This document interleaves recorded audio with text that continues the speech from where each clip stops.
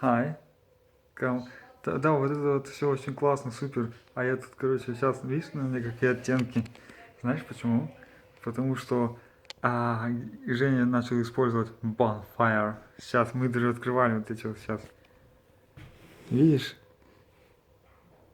Это как бы печка такая. Вот тут сверху можно сковородку поставить и что-нибудь испекать. Или печь, или подогревать что-то.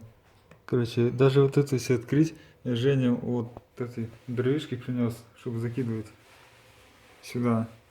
И это все очень здорово. Прямо вот горит он. Так, если открыть, это вообще балдежно выглядит все. Ну ты это все увидишь потом, как приедешь. Это классно, это супер. Это по-рождественски.